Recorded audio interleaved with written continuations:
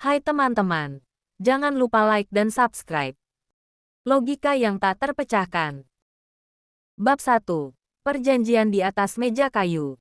Aroma ragi dan mentega segar memenuhi apartemen kecil di sudut Seoul itu. Seo Yeji, dengan rambut yang diikat simpul asal-asalan, sedang menimbang tepung dengan akurasi hingga 2 angka di belakang koma. Baginya, membuat donat bukan sekadar memasak, itu adalah kalkulasi kimia yang menenangkan. Di usia 24 tahun, Yeji sudah menyelesaikan pendidikan S3 dan menyandang gelar profesor di bidang teknologi informasi. Namanya tercatat sebagai salah satu lulusan terbaik dunia. Namun, saat ini, fokusnya hanya satu, memastikan adonan donatnya mengembang sempurna. Perut kenyang, hati senang, gumamnya pelan. Itu adalah mantra hidupnya. Yeji adalah sebuah kontradiksi berjalan. Meski ia cucu dari pemilik Seo Group, konglomerat terkaya di Korea, Yeji memilih tinggal di apartemen sederhana hasil jerih payahnya sendiri sebagai dosen dan programmer freelance. Ia adalah ensiklopedia berjalan yang lebih suka berdialog dengan deretan kode dan buku-buku tua daripada manusia. Baginya, manusia itu tidak logis, berisik, dan penuh drama. Terutama soal romansa, sebuah konsep yang menurutnya hanya membuang-buang dopamin. Suara ketukan pintu yang berat memecah keheningan. Yeji mengernyit. Ia tidak suka tamu. Di depan pintu, berdirilah kakek Seo dengan setelan jas mahal yang tampak kontras dengan lorong apartemen Yeji yang sempit. Di belakangnya, berdiri seorang pria tinggi berwajah tegas namun dengan tatapan mata yang menyimpan luka lama. "Kakek, ada apa?" tanya Yeji datar, sambil tetap memegang sutil kayu. Kesopanannya tetap terjaga. Ia membungkuk sedikit, namun matanya menatap tajam pada sosok asing di belakang kakeknya. "Yeji ya, perkenalkan, ini Kim Tak-gu, sahabat lama mendiang ayahmu." Suara kakek Seo terdengar serak namun penuh wibawa. Yeji hanya mengangguk singkat. Kim Tak-gu, 35 tahun. Seorang pengusaha sukses yang dikenal dingin setelah perceraian pahitnya bertahun-tahun lalu. Yeji sempat membaca sekilas profilnya di jurnal bisnis, sebuah kebiasaan refleks otaknya. Perjamuan yang canggung, di meja makan kecil yang biasanya hanya berisi tumpukan buku. Kini mereka duduk bertiga. Yeji menyajikan donat buatannya dan teh hangat. Tak-gu hanya diam. Matanya sesekali melirik ke arah foto kecil Nirmala, putrinya, yang ada di layar kunci ponselnya. "Langsung saja," kakek berdeham. "Yeji, saat kau masih di dalam kandungan, ayahmu dan Tak-gu sudah sepakat. Jika kau lahir perempuan, kau akan dijodohkan dengan keluarga Tak-gu. Karena Tak-gu sekarang sudah sendiri, kakek ingin memenuhi janji itu." Yeji berhenti mengunyah. Ia meletakkan donatnya perlahan. "Kakek, menurut data statistik, pernikahan beda usia 11 tahun memiliki tantangan komunikasi yang besar. Lagi pula, aku tidak membutuhkan pasangan. Hidupku sudah lengkap dengan buku dan pekerjaanku. Permintaan ini tidak logis. Ini bukan soal logika, Yeji. Ini soal kehormatan keluarga." Suara kakek meninggi. Tak-gu akhirnya angkat bicara. Suaranya berat dan dalam. "Tuan Seo, saya sudah katakan tadi, saya memiliki seorang putri. Saya tidak ingin membebani gadis semuda dia dengan tanggung jawab sebagai ibu tiri. Nirmala butuh ibu, Tak-gu. Dan Yeji adalah wanita paling cerdas yang aku kenal. Dia bisa mendidik Nirmala dengan baik." Balas kakek keras kepala. Yeji berdiri. "Jawaban saya tetap tidak. Saya menolak menjadi objek transaksi janji masa lalu." Suasana mendadak senyap. Kakek Seo perlahan berdiri. Wajahnya memucat. Tangannya gemetar saat merogoh saku jasnya dan mengeluarkan sebuah botol obat kecil. "Baiklah, jika kau begitu keras kepala." Kakek menatap Yeji dengan mata berkaca-kaca yang dramatis. Kakek sudah tua, Yeji. Satu-satunya alasan kakek bertahan hidup adalah melihatmu aman di tangan pria yang tepat. Jika kau menolak, kakek tidak punya alasan lagi untuk bangun besok pagi. Aku akan meminum seluruh isi botol ini di depan makam ayahmu malam ini juga." Yeji tertegun. Sebagai seorang profesor, ia tahu ini adalah manipulasi emosional tingkat tinggi. Namun, sebagai seorang cucu yang dibesarkan dengan nilai kesopanan dan satu-satunya keluarga yang ia miliki, logikanya mendadak buntu. Ia melihat ke arah kakeknya, lalu ke arah Kim Tak-gu yang tampak sama tertekannya. Kakek, itu ancaman yang sangat tidak ilmiah. Bisik Yeji. Suaranya mulai goyah. Pilih, Yeji, pernikahan, atau pemakaman kakekmu. Tegas sang kakek. Dunia Yeji yang teratur dan penuh buku mendadak runtuh oleh sebuah variabel tak terduga bernama perjodohan. Bab 2. Kontrak di atas meja kafe. Aroma kopi yang kuat menyambut Yeji saat ia melangkah masuk ke sebuah kafe terpencil di pinggiran Seoul. Ia memilih meja di pojok, tempat paling aman dari jangkauan keramaian. Tak lama kemudian, Kim Tak-gu datang.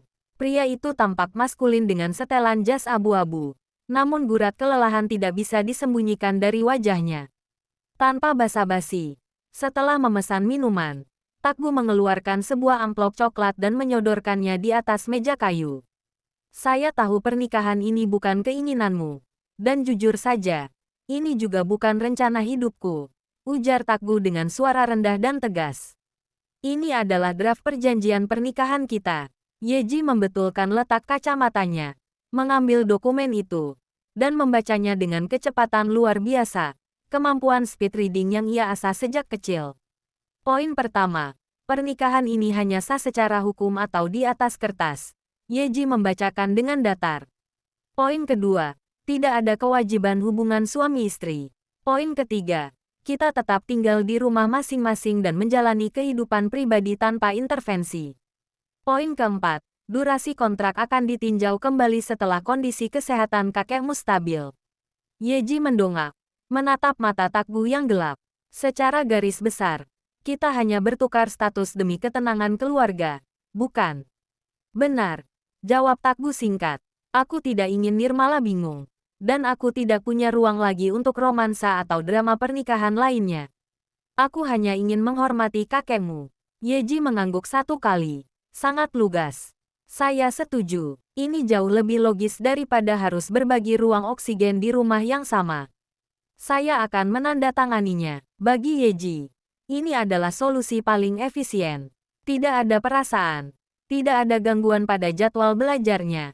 Dan kakeknya akan berhenti mengancam akan bunuh diri. Perjamuan di kediaman Seo. Keesokan malamnya, suasana jauh lebih formal.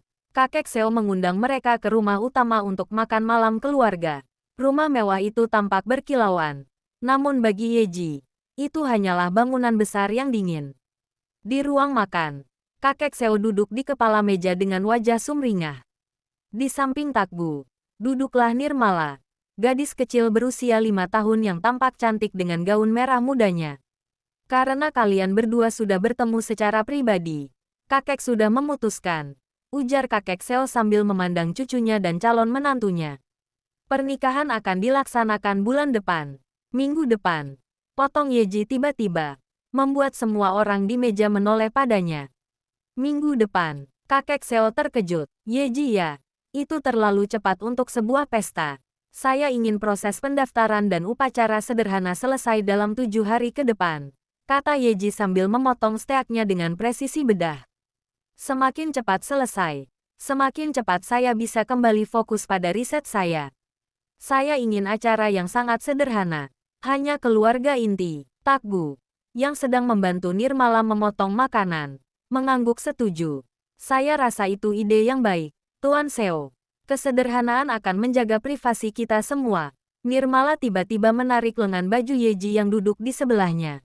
Kakak cantik, kalau sudah menikah, apa kakak akan tinggal dengan Nirmala dan ayah?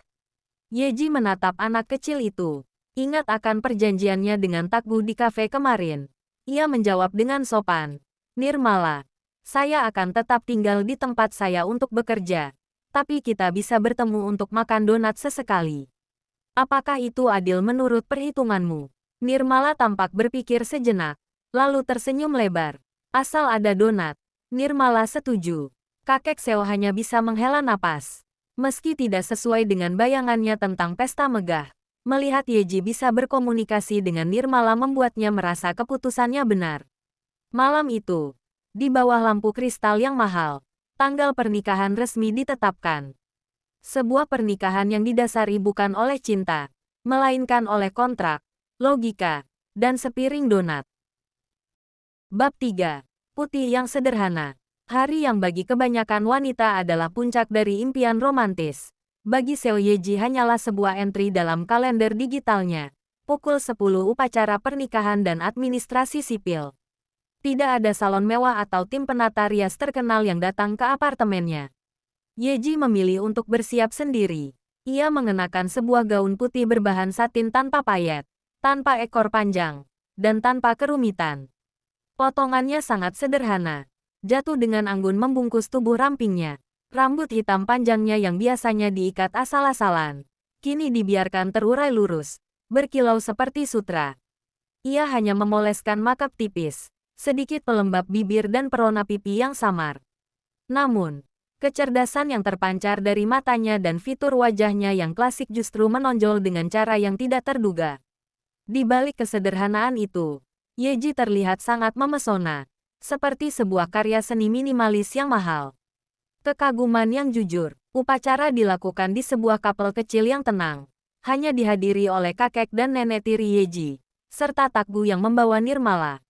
Saat pintu kapel terbuka dan Yeji melangkah masuk sendirian, tanpa pendamping karena ia merasa mampu berjalan sendiri, seluruh ruangan seolah tertahan napas. Takgu, yang berdiri di depan altar dengan setelan hitam formal, terpaku sejenak. Ia terbiasa melihat wanita yang berdandan berlebihan untuk menarik perhatiannya. Namun melihat Yeji yang tampil apa adanya justru membuatnya merasakan desiran aneh yang logikanya sendiri tak bisa jelaskan. Namun, reaksi yang paling nyata datang dari gadis kecil di samping Takgu. Nirmala berdiri tegak, matanya yang bulat melebar tanpa berkedip. Saat Yeji sampai di samping mereka, Nirmala menarik ujung gaun Yeji dengan sangat pelan, seolah takut merusaknya. "Kakak Profesor," bisik Nirmala dengan nada kagum yang murni. "Kakak seperti peri buku yang keluar ke dunia nyata. Cantik sekali." Yeji menunduk, menatap Nirmala. Mendengar pujian yang jujur dari seorang anak kecil, Yeji merasa sedikit canggung. Ia tidak tahu cara merespons pujian fisik, karena biasanya orang memuji otaknya. "Terima kasih, Nirmala," jawab Yeji lembut, tetap dengan kesopanan yang terukur. Secara visual, gaun ini memang memiliki indeks pantulan cahaya yang baik untuk ruangan ini. Takgu hampir saja mendengus geli mendengar jawaban teknis Yeji di tengah momen sakral itu. Ia segera mendeham untuk menutupi senyumnya. Janji yang singkat, prosesi pernikahan berlangsung sangat cepat, sesuai permintaan Yeji. Tidak ada janji suci yang puitis atau tangisan haru. Mereka hanya mengucapkan janji untuk saling menghormati dan menandatangani dokumen legal di depan petugas sipil. "Dengan ini, kalian resmi dinyatakan sebagai suami istri," ucap petugas tersebut. Kakek Seo tampak menyeka air mata bahagia dengan sapu tangan, merasa misinya telah berhasil. Setelah sesi foto keluarga yang sangat singkat, hanya 3 jepretan karena Yeji merasa paparan lampu kilat berlebih bisa merusak konsentrasinya, pesta itu berakhir. Di depan gerbang kapel, Takgu menghampiri Yeji. "Mobil sudah siap. Apakah kau perlu diantar ke apartemenmu? Atau kau akan mampir ke rumah untuk melihat kamar Nirmala?" Yeji melihat jam tangannya. "Tidak perlu, Tuan Kim. Menurut jadwal, saya harus mengunggah modul kuliah terbaru dalam 1 jam ke depan. Saya akan naik taksi sendiri." Ia kemudian membungkuk pada Takgu dan mengelus pundak Nirmala sebentar. "Sampai jumpa lagi, Nirmala. Jangan lupa sikat gigi setelah makan donat yang aku kirimkan tadi pagi." Yeji berbalik dan berjalan pergi dengan langkah pasti, meninggalkan suaminya yang masih berdiri di tangga kapel. Takgu menatap punggung wanita itu, merasa bahwa mulai hari ini, hidupnya yang tenang akan menjadi sangat tidak bisa ditebak. "Ayah," panggil Nirmala sambil menggenggam tangan Takgu. "Kenapa peri bukunya pulang sendirian? Apa dia tidak takut kegelapan?" Takgu tersenyum tipis, menggendong putrinya. "Dia tidak takut gelap, Nirmala. Dia punya semua pengetahuan di kepalanya untuk menerangi jalannya sendiri." Bab 4. Tamu di rumah Kim. 2 hari setelah pernikahan, kertas itu, sebuah pesan teks masuk ke ponsel Yeji. Bukan dari kakeknya, bukan pula urusan kampus, melainkan dari nomor Takgu yang isinya singkat. "Nirmala tidak mau makan malam jika kau tidak datang." Dia terus bertanya kapan peri buku akan membuatkan donat atau masakannya. Apakah kau punya waktu 1,5 jam? Yeji menatap layar ponselnya, menghitung alokasi waktunya. Ia baru saja menyelesaikan enkripsi data untuk kliennya. 1,5 jam adalah durasi yang bisa diterima. Jawabnya dalam hati. Tak lama kemudian, Yeji sudah berdiri di depan rumah Takbu. Sebuah hunian modern yang luas namun terasa sepi. Saat pintu terbuka, sebuah bayangan kecil langsung menerjang dan memeluk kaki Yeji. Kakak Yeji datang, seru Nirmala dengan wajah berseri-seri. Yeji sedikit kaku, tangannya menggantung di udara sebelum akhirnya menepuk pelan kepala Nirmala. Halo, Nirmala, saya datang untuk memenuhi janji distribusi nutrisi malam ini. Takbu muncul dari balik koridor, mengenakan kaos rumahan santai. Maaf merepotkanmu, aku sudah mencoba memasak, tapi dia menolak semuanya. Eksperimen di dapur. Yeji segera menuju dapur. Ia tidak suka hanya duduk diam. Baginya, dapur adalah laboratorium kedua. Ia mengenakan apron milik Takbu yang terlalu besar untuknya, menggulung ke mejanya, dan mulai memeriksa isi kulkas. Saya akan membuatkan omurice dengan kalkulasi gizi yang seimbang, ujar Yeji pelan. Nirmala menarik kursi tinggi dan duduk di meja bar dapur. Dagunya bertumpu pada tangan. Matanya tidak lepas menatap setiap gerakan Yeji. Cara Yeji memotong bawang dengan kecepatan konstan. Cara ia mengocok telur dengan sudut kemiringan tertentu. Semuanya tampak seperti pertunjukan sihir bagi anak berusia 5 tahun itu. Kenapa kakak Yeji sangat pintar? Tanya Nirmala tiba-tiba. Karena saya membaca. Jawab Yeji tanpa menoleh dari wajan. Buku memberikan data. Data memberikan pengetahuan. Dan pengetahuan adalah kekuatan untuk mengerti dunia. Apa ada buku tentang cara agar ayah tidak sedih? Suara Nirmala mengecil. Gerakan tangan Yeji terhenti sejenak. Ia melirik Takbu yang sedang membaca koran di ruang tengah, tak jauh dari dapur. Yeji kembali menatap Nirmala. Sedih adalah reaksi kimia di otak. Nirmala. Kadang buku tidak bisa menyembuhkannya. Tapi kehadiran seseorang yang konstan bisa menstabilkan emosinya. Rasa yang berbeda. Sesaat kemudian, 2 piring nasi omelet tertata rapi di meja. Yeji membuatkan bentuk beruang dari saus tomat di atas piring Nirmala. Makanlah. Suhu optimal untuk menikmatinya adalah sekarang. Perintah Yeji. Nirmala menyuap 1 sendok besar. Matanya langsung berbinar. Enak. Lebih enak dari masakan bibi pengasuh. Lebih enak dari restoran. Takbu, yang akhirnya ikut duduk di meja makan, mencicipi masakan Yeji. Ia terdiam. Rasanya bukan sekadar enak, tapi terasa hangat. Sesuatu yang sudah lama hilang dari rumah ini sejak mantan istrinya pergi. Sepanjang makan malam, Nirmala tidak berhenti berceloteh. Ia menunjukkan mainannya, menceritakan sekolahnya, dan berulang kali memegang tangan Yeji.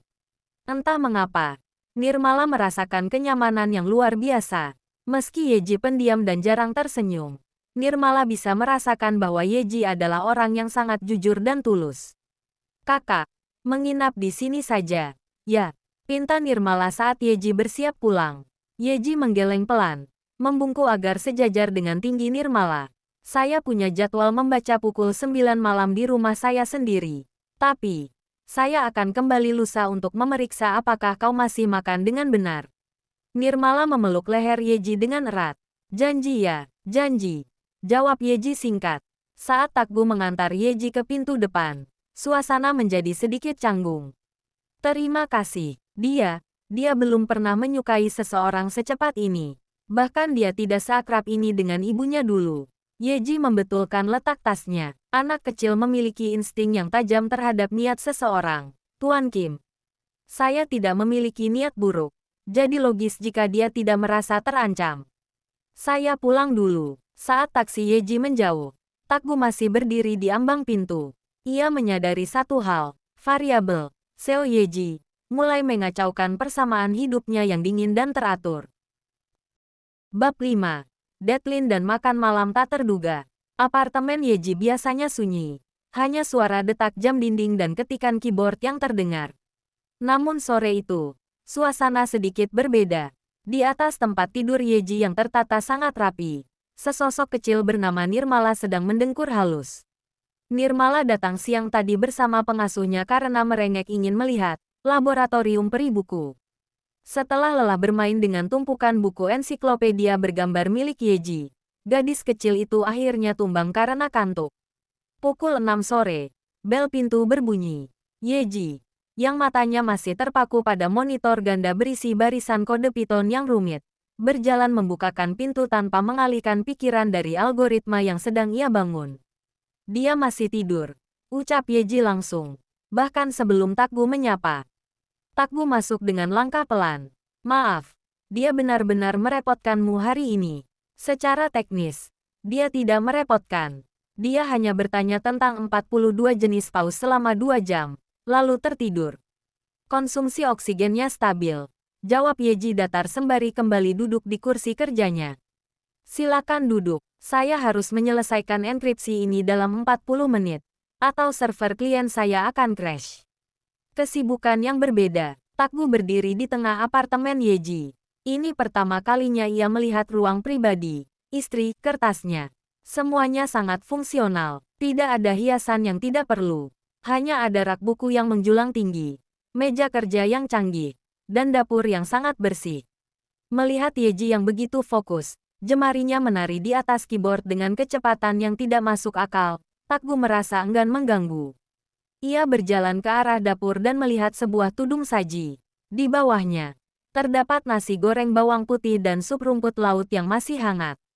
Apakah ini untukmu? Tanya Takgu pelan. Itu porsi ekstra. Saya selalu memasak dengan rasio kelebihan 25% untuk antisipasi tamu yang tidak terduga.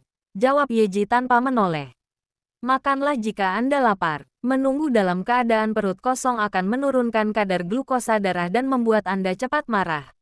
Takgu tersenyum tipis. Ia mengambil piring dan mulai makan. Rasanya sangat lezat. Tipe masakan rumah yang jujur. Sambil makan, ia memperhatikan Yeji dari belakang. Cahaya biru dari monitor memantul di wajah serius gadis itu. Ada keindahan yang aneh dalam caranya bekerja. Sebuah dedikasi total yang jarang ia lihat pada orang lain. Jeda di tengah kode. Tepat 40 menit kemudian, Yeji menghela napas panjang dan menekan tombol enter dengan mantap. Ia menyandarkan punggungnya ke kursi, lalu memijat pangkal hidungnya. Selesai, tanya Takgu, yang sudah selesai makan dan kini sedang mencuci piringnya sendiri. Selesai, deadline adalah hukum tertinggi bagi seorang programmer, jawab Yeji. Ia baru menyadari bahwa Takgu sudah mencuci piringnya. Anda tidak perlu melakukan itu, Tuan Kim. Itu tidak ada dalam kontrak. Anggap saja ini kompensasi karena aku sudah menghabiskan jatah makan malammu. Balas Takgu. Suasana hening sejenak. Hanya ada suara napas teratur nirmala dari dalam kamar. Takgu berjalan mendekati meja kerja Yeji, melihat tumpukan buku di sana. Kau benar-benar tidak pernah lelah belajar. Ya. Belajar adalah cara saya bertahan hidup. Dunia ini berubah setiap detik, Tuan Kim. Jika saya berhenti belajar selama 1 jam, saya merasa tertinggal 1 tahun. Yeji berdiri, lalu berjalan menuju kamarnya untuk memeriksa Nirmala. Takgu mengikuti dari belakang. Di dalam kamar yang remang-remang, ia melihat putrinya tidur dengan sangat pulas, memeluk salah satu bantal milik Yeji. Dia sangat menyukaimu, bisik Takgu. Tadi di kantor, dia hanya bicara tentang kakak Yeji, sampai-sampai sekretarisku bingung. Yeji menatap wajah damai Nirmala. Untuk pertama kalinya, ada binar lembut di mata sang profesor. Dia anak yang cerdas. Dia tidak takut pada hal-hal yang tidak dia ketahui. Itu kualitas yang jarang dimiliki orang dewasa. Nirmala tiba-tiba menggeliat, membuka matanya sedikit, dan melihat dua sosok di hadapannya. Ayah. Kakak Yeji, iya, ini ayah, ayo bangun. Kita pulang sekarang, ucap Takgu lembut. Nirmala mengucek matanya, lalu merentangkan tangan ke arah Yeji, bukan ke arah Takgu. Mau dipeluk kakak Yeji dulu. Yeji mematung, pelukan, sebuah kontak fisik yang biasanya ia hindari dengan segala cara. Namun, melihat mata mengantuk Nirmala, Yeji perlahan membungkuk dan membiarkan tangan kecil itu melingkari lehernya. Perut kenyang, hati senang, gumam Nirmala sebelum akhirnya benar-benar bangun. Takgu hanya bisa menggelengkan kepala melihat betapa cepatnya Yeji menaklukkan hati putrinya. Dan mungkin, tanpa disadari, mulai meruntuhkan tembok pertahanan di hati Takgu juga. Bab 6. Tamu tak diundang. Malam itu, rumah Takbu tidak sehangat biasanya. Yeji datang atas undangan mendesak dari Nirmala yang ingin menunjukkan hasil ujian menggambarnya. Saat Yeji sedang duduk di karpet bersama Nirmala, suara deru mesin mobil yang asing berhenti di depan rumah. Disusul suara ketukan pintu yang tidak sabaran. Seorang wanita dengan pakaian bermerek dari ujung kepala hingga kaki masuk dengan angkuh. Dia adalah Yuna, mantan istri Takbu sekaligus ibu kandung Nirmala. Nirmala, sayang, Mama datang, seru Yuna dengan nada yang dibuat-buat manis. Nirmala, yang tadinya tertawa bersama Yeji, mendadak membeku. Wajahnya memucat, alih-alih berlari menyambut ibunya. Ia justru berbalik dan memeluk leher Yeji dengan sangat erat, menyembunyikan wajahnya di bahu Yeji. Tidak mau, Nirmala tidak mau Mama, bisik anak itu ketakutan. Yuna menghentikan langkahnya. Matanya tertuju pada Yeji dengan tatapan merendahkan. Siapa kau? Pengasuh baru. Singkirkan tanganmu dari anakku. Yeji berdiri dengan tenang. Meski Nirmala masih menempel erat di tubuhnya seperti koala.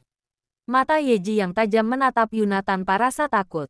Secara hukum, saya adalah istri Kim Takbu. Dan berdasarkan observasi psikologis, anak Anda sedang mengalami stres akut akibat kehadiran Anda. Saya sarankan Anda menjaga jarak 3 meter. Istri, Yuna tertawa sinis. Keributan di ruang kerja. Takbu muncul dengan wajah yang mengeras. Tanpa kata-kata panjang, ia menarik lengan Yuna. Ikut aku ke ruang kerja. Jangan berani-berani menakuti Nirmala. Pintu ruang kerja tertutup dengan bantingan keras. Tak lama kemudian, suara teriakan mulai terdengar hingga keluar. Aku butuh uang itu, Takbu. Investasiku gagal dan kau punya segalanya. Teriak Yuna dari dalam. Kau sudah mengambil cukup banyak saat perceraian kita. Uang itu untuk masa depan Nirmala. Bukan untuk membayar utang gaya hidupmu yang berantakan. Balas Takbu dengan suara menggelegar. Jika kau tidak memberiku 1 miliar won malam ini, aku akan membawa kasus hak asuh ini ke pengadilan lagi. Aku akan membuat hidupmu seperti neraka. Benturan benda jatuh terdengar dari dalam, menandakan perkelahian verbal itu semakin memanas. Perlindungan di balik pintu kamar. Yeji segera menggendong Nirmala, tindakan yang jarang ia lakukan, dan membawanya masuk ke kamar anak itu. Ia menutup pintu rapat-rapat untuk meredam suara keributan di luar. Nirmala mulai terisak.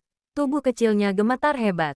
Mama jahat. Mama selalu marah. Nirmala takut. Yeji duduk di tepi tempat tidur, mendekap Nirmala. Logikanya mengatakan ia harus memberikan fakta-fakta ilmiah untuk menenangkan seseorang. Namun kali ini, ia tahu Nirmala tidak butuh data. Nirmala butuh keamanan. Nirmala, dengarkan saya. Suara Yeji terdengar sangat lembut dan stabil. Di dunia ini ada suara yang harus didengar dan ada suara yang hanya berupa gangguan frekuensi. Suara di luar sana hanyalah gangguan. Itu tidak akan menyakitimu. Kenapa kakak Yeji tidak marah seperti Mama? Tanya Nirmala sesenggukan. Karena marah adalah pemborosan energi yang tidak efisien. Jawab Yeji sambil mengusap air mata Nirmala dengan jemarinya. Dan karena saya di sini untuk memastikan lingkunganmu tetap aman. Selama saya ada di ruangan ini, tidak ada yang bisa membawamu pergi tanpa izin tertulis yang sah. Dan saya tidak akan pernah menandatanganinya. Nirmala perlahan mulai tenang. Ia memeluk Yeji lebih erat. Merasa bahwa tubuh profesor yang biasanya kaku ini sekarang terasa seperti benteng yang paling kokoh di dunia. Di luar, suara teriakan perlahan mereda. Namun Yeji tetap diam di sana, mendekap Nirmala hingga anak itu kelelahan dan mulai memejamkan mata. Untuk pertama kalinya, Yeji merasakan amarah yang logis. Ia tidak menyukai siapapun yang mengganggu kedamaian subjek yang ia sayangi. Bab 7. Residu di balik pintu. Pintu kamar Nirmala terbuka dengan sentakan kasar. Yuna berdiri di sana dengan riasan yang sedikit luntur dan napas memburu. Ia menatap Yeji yang masih duduk tenang di sisi tempat tidur Nirmala dengan pandangan penuh kebencian. Nikmati saja peranmu sebagai istri pengganti. Nona pintar, desis Yuna tajam. Tapi ingat, darah yang mengalir di tubuh anak itu adalah darahku. Kau tidak akan pernah bisa memilikinya sepenuhnya.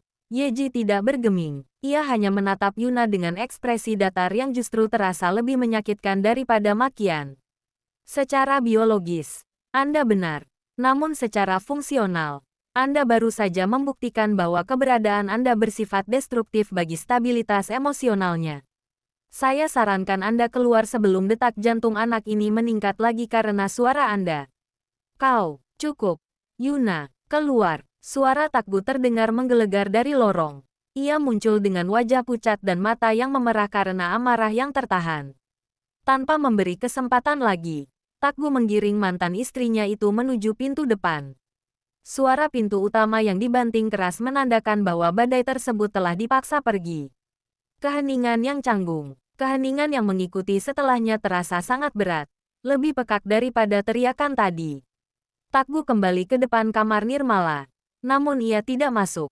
Ia hanya berdiri mematung di ambang pintu, bersandar pada kusen kayu dengan kepala tertunduk. Di dalam kamar, Yeji masih duduk mematung di atas kasur Nirmala. Tangannya masih mengusap punggung gadis kecil yang kini sudah tertidur lelap akibat kelelahan mental. Yeji menatap punggung Takbu dari kejauhan. Baginya, emosi manusia yang meledak-ledak adalah variabel yang paling sulit dihitung dalam rumus kehidupan. Selama beberapa menit, tidak ada satupun dari mereka yang bersuara. Takbu merasa malu karena Yeji harus menyaksikan sisi paling berantakan dari masa lalunya. Sementara Yeji merasa asing dengan rasa sesak yang muncul di dadanya melihat Takbu yang tampak hancur. Apakah dia sudah tidur? Tanya Takbu dengan suara parau, tanpa mengangkat wajahnya. Ya, fase REM, Rapid Eye Movement. Dia aman sekarang. Jawab Yeji singkat. Suaranya tetap terkontrol meski ada sedikit getaran tipis. Takbu menarik napas panjang, lalu akhirnya mendongak dan menatap Yeji. Maaf. Kau tidak seharusnya terlibat dalam kekacauan ini. Perjanjian kita tidak mencakup menghadapi wanita itu. Yeji berdiri perlahan, memastikan gerakannya tidak membangunkan Nirmala. Ia merapikan pakaiannya yang sedikit kusut. Dalam setiap kontrak, selalu ada risiko variabel tak terduga. Saya sudah memasukkannya dalam kalkulasi risiko saya sejak awal. Pamit dalam sunyi, Yeji berjalan keluar kamar, melewati Takbu yang masih berdiri diam. Jarak mereka sangat dekat, namun terasa ada jurang yang sangat dalam di antara mereka. Yeji berhenti sejenak, namun ia tidak menoleh. Tuan Kim, panggil Yeji pelan. Makan malam Anda masih ada di meja. Menurunnya energi akibat stres bisa memicu sakit kepala. Sebaiknya Anda makan. Takbu hanya mengangguk pelan, meskipun Yeji tidak bisa melihatnya. Terima kasih, Yeji ya. Saya pamit pulang. Ada beberapa jurnal yang harus saya ulas malam ini. Lanjut Yeji. Ia berjalan menuju pintu depan tanpa menunggu jawaban. Saat ia melangkah keluar ke udara malam yang dingin, Yeji menyadari satu hal. Meskipun ia membenci romansa dan interaksi sosial, melihat Takbu yang berdiri sendirian di depan pintu tadi membuatnya merasakan sesuatu yang tidak bisa dijelaskan oleh ensiklopedia manapun. Ia menyebutnya sebagai gangguan sistem. Namun jauh di dalam benaknya, ia tahu itu adalah empati, sesuatu yang selama ini ia kunci rapat-rapat di balik kecerdasannya. Bab 8. Simulasi kebahagiaan. Matahari bersinar cukup terik ketika Takbu menghentikan mobilnya di depan apartemen Yeji. Di kursi belakang, Nirmala sudah mengenakan bando telinga kelinci, tampak jauh lebih ceria dibandingkan malam sebelumnya. Takbu turun dari mobil. Ia mengenakan pakaian kasual, kaos polo dan celana jeans, yang membuatnya tampak 10 tahun lebih muda. Ketika pintu lobi terbuka, Yeji muncul dengan gaya khasnya, kemeja flanel yang rapi, tas ransel berisi buku, dan wajah yang seolah sedang bersiap menghadapi ujian nasional. Terima kasih sudah mau ikut, ujar Takbu tulus. Nirmala yang memintanya, katanya. Taman hiburan akan lebih aman jika ada profesor yang mendampingi. Yeji mengangguk singkat sambil masuk ke mobil. Taman hiburan memiliki tingkat risiko kecelakaan rendah jika semua prosedur keselamatan diikuti. Saya ke sini untuk memastikan protokol itu dipatuhi. Di antara tawa dan logika, taman hiburan sangat ramai. Suara musik yang keras dan teriakan pengunjung membuat Yeji terus-menerus mengernyitkan dahi. Baginya, ini adalah polusi suara. Namun, setiap kali ia melihat Nirmala melompat kegirangan saat melihat komedi putar, Yeji tetap diam dan mengikuti. Mereka menaiki biang lala besar, Saat kabin mereka mencapai titik tertinggi, pemandangan kota Seoul terbentang luas. Lihat, ayah, kakak Yeji, kita di atas awan, seru Nirmala sambil menempelkan wajahnya ke kaca. Takgu memperhatikan Nirmala, lalu beralih menatap Yeji. Sinar matahari sore jatuh tepat di wajah Yeji, menyoroti garis rahangnya yang tegas namun cantik. Untuk pertama kalinya dalam bertahun-tahun, Takgu merasakan dadanya menghangat. Kehadiran Yeji yang tenang, meskipun dingin, memberikan rasa aman yang aneh. Ia merasa seperti sebuah keluarga yang utuh, sesuatu yang pernah ia pikir telah mati dalam dirinya. Kau tahu, Yeji ya, bisik Takgu agar tidak terdengar Nirmala. Terima kasih sudah datang. Melihatnya tersenyum lagi, itu membuatku merasa hidup kembali. Yeji menoleh, menatap mata Takgu yang kini tampak jauh lebih lembut. Secara fisiologis, senyum anak kecil memang memicu pelepasan oksitosin pada orang dewasa di sekitarnya. Itu reaksi alami, Tuan Kim. Batas yang jelas. Setelah puas bermain, mereka duduk di sebuah bangku taman sambil menikmati es krim. Nirmala sudah hampir tertidur di pangkuan Takgu, kelelahan setelah berlarian seharian. Takgu menatap Yeji yang sedang sibuk membaca label nutrisi pada bungkus es krimnya. Apa kau tidak merasa senang sedikit pun hari ini? Tanya Takgu penasaran. Hanya sedikit saja. Di luar semua rumus dan datamu. Yeji berhenti membaca. Ia menatap kerumunan orang yang berlalu lalang dengan pandangan kosong. Saya merasakan kepuasan karena target hari ini tercapai, yaitu memulihkan kondisi mental Nirmala pasca trauma semalam. Jika itu yang Anda maksud dengan senang, maka jawabannya adalah ya. Hanya itu. Takgu sedikit mendesak, bukan karena menghabiskan waktu bersamaku. Yeji terdiam. Ia merasakan denyut jantungnya sedikit meningkat, sebuah anomali yang ia catat secara internal. Namun, dengan cepat ia menekannya kembali. Perasaan saya saat ini adalah empati. Tuan Kim, jawab Yeji dengan suara datar dan jernih. Empati adalah kemampuan kognitif untuk memahami posisi orang lain. Saya memahami Anda sedang kesulitan. Dan saya membantu sebagai bagian dari kesepakatan kita. Tidak lebih dari itu, hati Yeji tetap dingin, sekeras es yang sedang ia pegang. Baginya, kehangatan yang dirasakan Takgu adalah variabel yang berbahaya, sebuah ketidakteraturan yang bisa merusak jadwal belajarnya. Ia belum siap, atau mungkin tidak mau, mengakui bahwa dinding es di hatinya mulai menunjukkan retakan tipis akibat tangan kecil Nirmala dan tatapan dalam dari Kim Takgu. Mari pulang, ajak Yeji sambil berdiri. Suhu udara mulai turun 3 derajat. Tidak baik untuk sistem imun Nirmala. Takgu menghela napas, tersenyum pahit namun tetap mengagumi keteguhan wanita di depannya. Baiklah, Profesor, mari kita pulang. Bab 9. Variabel yang mengganggu. 2 minggu telah berlalu sejak hari di taman hiburan. Atas permintaan Nirmala yang terus merengek ingin melihat kantor, tempat peri bukunya bekerja, Takgu akhirnya membawa putrinya ke universitas tempat Yeji mengajar. Kampus itu terlihat megah, dengan gedung-gedung bergaya modern yang dikelilingi pohon-pohon besar. Nirmala berlari kecil di sepanjang koridor Fakultas Teknik, tangannya menggandeng Takgu dengan antusias. Ayah, apakah kakak Yeji mengajar robot di sini? Tanya Nirmala dengan mata berbinar. Mungkin saja, sayang. Jawab Takgu sambil matanya menyisir area kantin terbuka di dekat gedung utama. Langkah Takgu mendadak melambat. Di salah satu meja panjang di bawah pohon rindang, ia melihat Yeji. Gadis itu tidak sendiri. Ia sedang duduk berhadapan dengan seorang pria muda berkacamata yang mengenakan jas laboratorium putih. Pria itu bernama Ken, rekan sesama dosen di fakultas tersebut. Perbincangan yang berbeda. Takgu bersembunyi sedikit di balik pilar besar. Entah mengapa ia merasa tidak ingin mengganggu momen itu. Dari jarak 10 meter, ia bisa melihat pemandangan yang langka. Yeji sedang berbincang dengan ekspresi yang sangat santai. Tidak ada ketegangan di bahunya. Tidak ada tatapan waspada yang biasanya ia tunjukkan pada orang asing. Yeji bahkan sedikit mencondongkan tubuhnya ke depan saat Ken menunjukkan sesuatu di layar tabletnya. Ken tertawa. Dan meski Yeji tidak ikut tertawa lebar, ia memberikan anggukan kecil dengan binar mata yang terlihat hidup. Takgu, Sebagai seorang pria dewasa yang sudah melewati banyak asam garam kehidupan, langsung menyadari sesuatu dari cara Ken menatap Yeji. Itu bukan tatapan rekan kerja biasa. Cara Ken mendengarkan setiap kata-kata Yeji dengan penuh perhatian, dan cara ia sesekali mencoba mendekatkan posisinya, adalah tanda-tanda pria yang sedang jatuh cinta secara diam-diam. Kenapa kakak Yeji bicara dengan paman itu? Celetuk Nirmala, membuyarkan lamunan Takbu. Itu, teman kerjanya. Nirmala, jawab Takbu. Suaranya terdengar sedikit lebih berat dari biasanya. Ada rasa tidak nyaman yang merayap di dada Takbu. Sebuah rasa sesak yang ia kenal sebagai cemburu.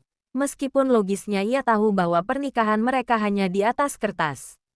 Melihat Yeji bisa begitu nyaman dengan pria lain sementara bersamanya Yeji selalu memasang benteng es yang tebal, membuat Takbu merasa sedikit terabaikan. Pertemuan yang canggung. Kakak Yeji, teriak Nirmala sambil berlari menuju meja tersebut. Yeji dan Ken menoleh secara bersamaan. Wajah Yeji kembali ke ekspresi datarnya yang profesional saat melihat Takbu menyusul di belakang Nirmala. Nirmala, Tuan Kim, apa yang kalian lakukan di sini? Tanya Yeji sambil berdiri. Nirmala ingin berkunjung. Jawab Takbu singkat. Matanya menatap Ken dengan tajam. Ken berdiri dan membungkuk sopan. Halo, saya Ken, rekan riset Yeji. Anda pasti wali dari mahasiswanya. Tanya Ken ragu-ragu karena perbedaan usia Takbu dan Yeji. Saya suaminya.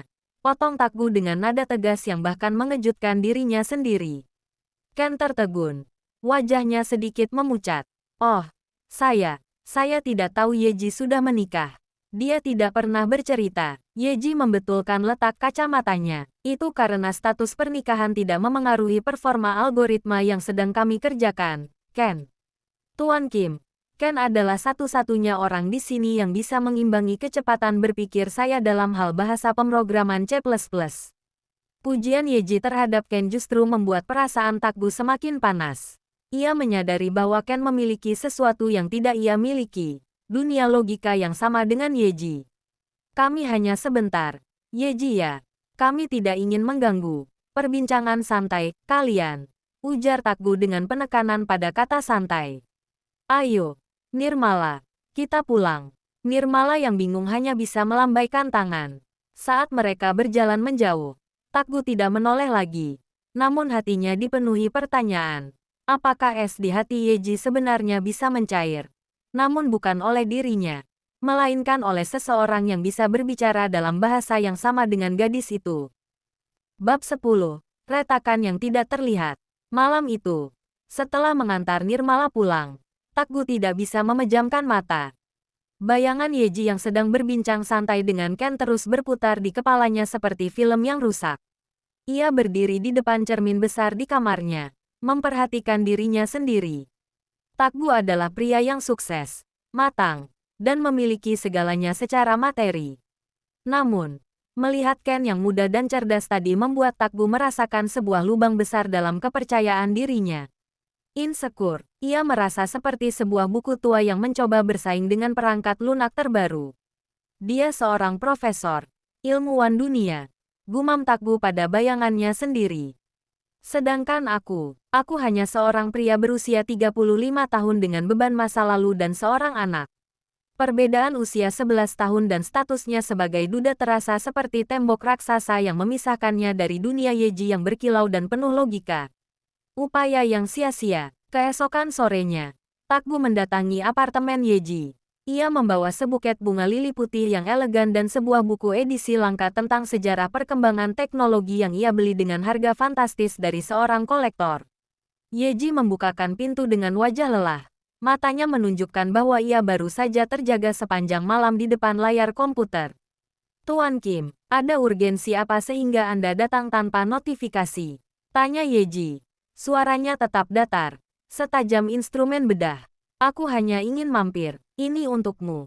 Takbu menyodorkan bunga dan buku itu. Yeji menerima buku itu dengan mata yang sedikit berbinar. Satu-satunya reaksi positif yang dilihat Takbu. Namun ia menatap bunga itu dengan kening berkerut. Bunga ini akan layu dalam 3-5 hari dan melepaskan polen yang bisa memicu alergi ringan. Tapi, bukunya, ini referensi yang bagus. Terima kasih. Takgu mencoba melangkah masuk, mencoba menciptakan percakapan yang lebih hangat. Yeji ya, soal kemarin di kampus, kau tampak sangat akrab dengan Ken. Apa kalian sudah lama bekerja bersama? Yeji meletakkan buku itu di meja dan menatap Takgu. Tatapannya dingin, tanpa emosi, seolah sedang menganalisis sebuah objek di bawah mikroskop. 2 tahun, Ken memiliki kecepatan sinkronisasi data yang luar biasa. Kenapa Anda bertanya? Apakah ada variabel dalam kontrak kita yang mengharuskan saya melaporkan daftar rekan kerja? Tembok yang tak tergoyahkan. Takgu menarik napas panjang, mencoba mengumpulkan keberaniannya. Bukan begitu. Aku ingin kita bisa berbicara seperti itu juga. Tanpa sekat, tanpa Tuan Kim, atau Profesor. Aku ingin mencoba menjadi lebih dari sekadar nama di atas kertas pernikahanmu. Takgu melangkah mendekat, mencoba menyentuh lengan Yeji. Namun Yeji secara refleks mundur 1 langkah. Penolakan halus itu terasa lebih menyakitkan daripada tamparan bagi Takgu. Tuan Kim, suara Yeji mendingin. Lebih dingin dari biasanya. Mari kita kembali ke fakta. Pernikahan ini adalah kesepakatan untuk menyelamatkan kesehatan kakek saya. Saya menghargai Anda sebagai ayah Nirmala dan sebagai individu yang sopan. Namun, meminta saya untuk tergerak secara emosional adalah permintaan yang tidak ada dalam draft perjanjian kita. Apakah kau benar-benar tidak memiliki perasaan? Yeji. Suara Takgu sedikit bergetar. Bahkan setelah semua waktu yang kita lalui bersama Nirmala, Yeji terdiam sejenak. Ia melihat gurat kesedihan di wajah Takgu. Dan untuk sesaat, ada denyut aneh di dadanya. Namun, rasa takut akan kerumitan emosi, sesuatu yang tidak bisa ia kendalikan dengan rumus, membuatnya kembali mengeraskan hati. Perasaan adalah reaksi kimia yang tidak stabil. Tuan Kim, saya lebih memilih stabilitas. Jawab Yeji tegas. Jika tidak ada hal mendesak lainnya, saya harus kembali bekerja. Saya sedang menyusun algoritma baru untuk sistem keamanan nasional. Yeji menutup pintu apartemennya secara perlahan, meninggalkan Takgu yang berdiri mematung di lorong yang sepi. Di balik pintu, Yeji menyandarkan punggungnya, memegang dadanya yang berdegup kencang. Ia tidak mengerti mengapa ia merasa bersalah, dan ia benci perasaan itu. Sementara di luar, Takgu menyadari bahwa mencintai seorang ensiklopedia berjalan bukan hanya soal membaca isinya, tapi soal bagaimana menemukan halaman yang tidak pernah ia izinkan untuk dibuka oleh siapapun. Bab 11. Sistem yang malah fungsi. Keheningan di antara mereka menjadi senjata baru. Takgu, yang biasanya berusaha mencairkan suasana, kini benar-benar menarik diri. Ia memutuskan untuk menerapkan hukum yang sama dengan Yeji. Pembatasan emosional total. Baginya, ini adalah mekanisme pertahanan diri. Ia melihat betapa Nirmala mulai sangat bergantung pada Yeji, dan itu menakutkan baginya. Jika Yeji yang dingin itu pergi suatu hari nanti, Nirmala akan hancur seperti aku dulu, pikir Takgu. Sejak saat itu, ia mulai melarang Nirmala menelepon Yeji atau meminta kunjungan ke apartemennya. Tapi ayah, kakak Yeji janji mau menunjukkan teleskop baru. Protes Nirmala suatu sore. Kakak Yeji sibuk. Nirmala, kita tidak boleh mengganggunya. Dia punya dunianya sendiri. Dan kita punya dunia kita. Jawab Takgu dingin, tanpa menatap mata putrinya. Pelarian kecil. Namun, Nirmala adalah anak yang cerdas. Di hari Sabtu, saat pengasuhnya sedang lengah, Nirmala berhasil menyelinap keluar dan naik bus yang biasa mereka tumpangi menuju area kampus Yeji. Ia tahu persis di mana peri bukunya berada. Takgu yang baru pulang kerja mendapati rumahnya kosong. Saat pengasuhnya mengaku kehilangan Nirmala, Takgu hampir kehilangan akal sehatnya. Ia memacu mobilnya menuju kampus. Pikirannya dipenuhi skenario terburuk. Namun, pemandangan yang ia temukan di taman kampus justru membakar hatinya dengan cara lain. Di sebuah bangku taman, Nirmala sedang duduk di tengah antara Yeji dan Ken. Mereka bertiga sedang menikmati es krim. Ken tampak sedang membersihkan sisa coklat di pipi Nirmala sambil tertawa.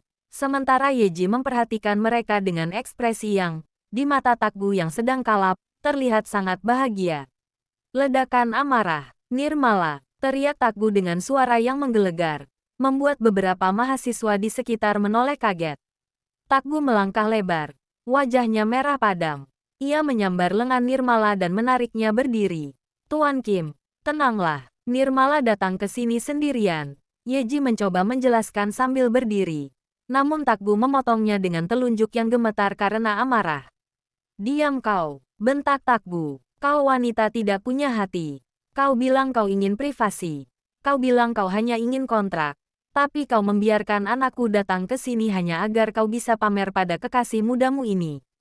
Tuan, Anda salah paham. Ken mencoba menengahi. Namun Takgu mendorong bahu Ken dengan kasar.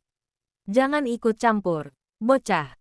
Takgu kembali menatap Yeji dengan tatapan penuh kebencian yang belum pernah Yeji lihat sebelumnya.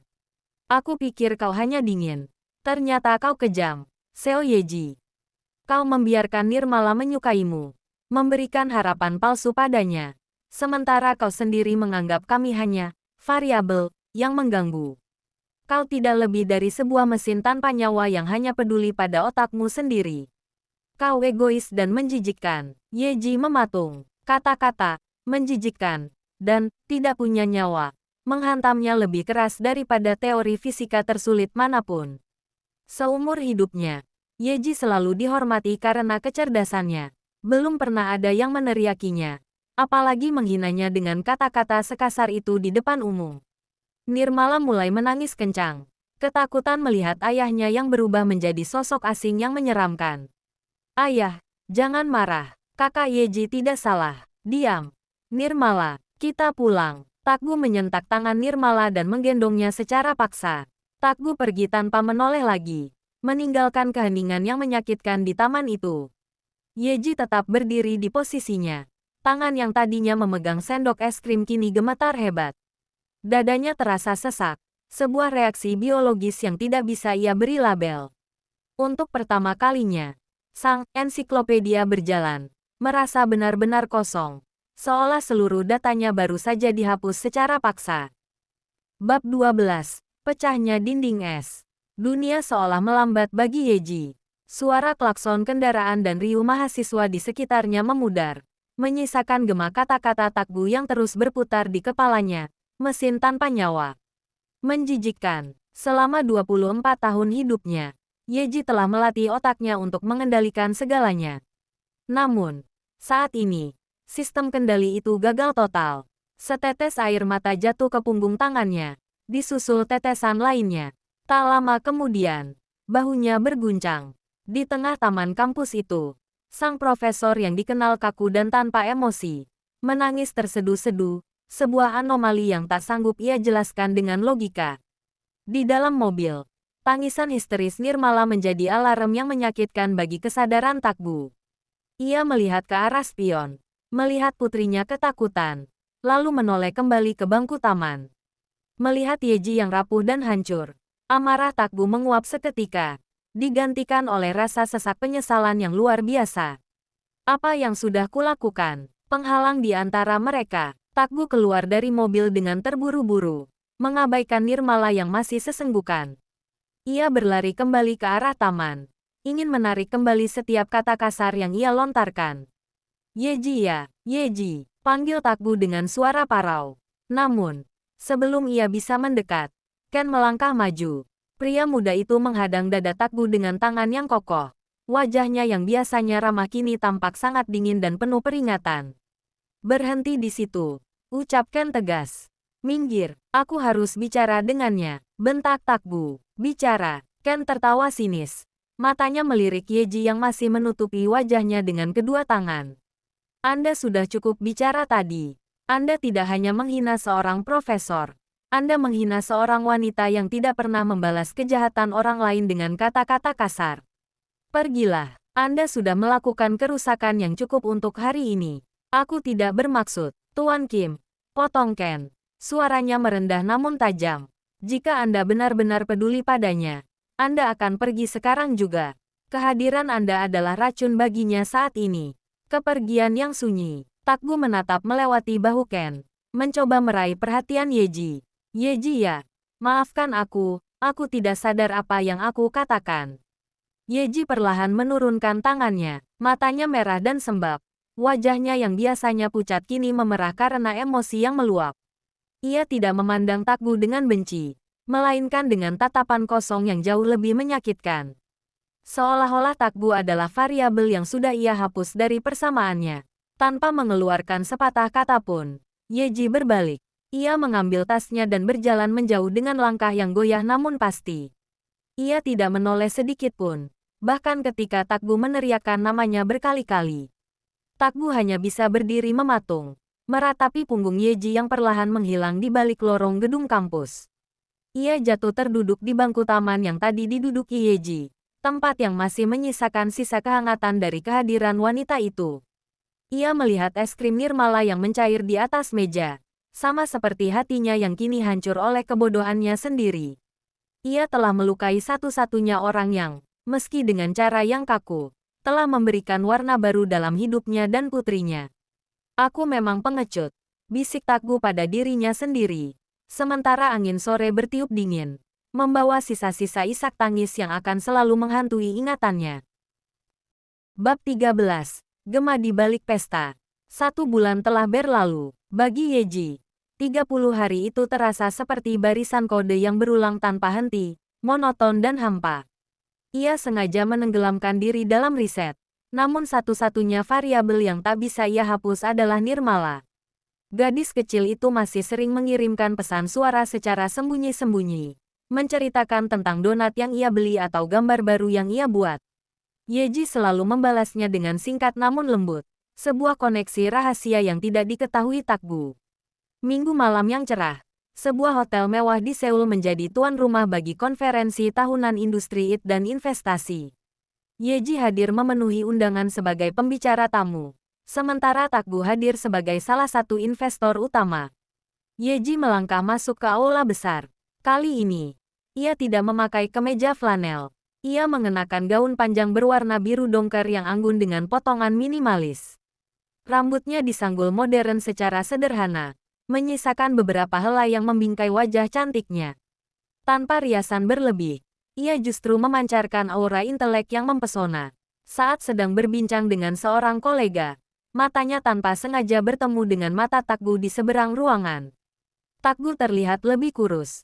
Gurat penyesalan masih jelas membekas di wajahnya. Namun, Yeji segera memutuskan kontak mata itu. Ia memalingkan wajah dengan dingin, berpura-pura seolah Takgu hanyalah bagian dari dekorasi ruangan. Hati Takgu terasa diremas. Rasa rindu yang selama sebulan ini ia tekan, meledak hebat melihat sikap tak acuh Yeji.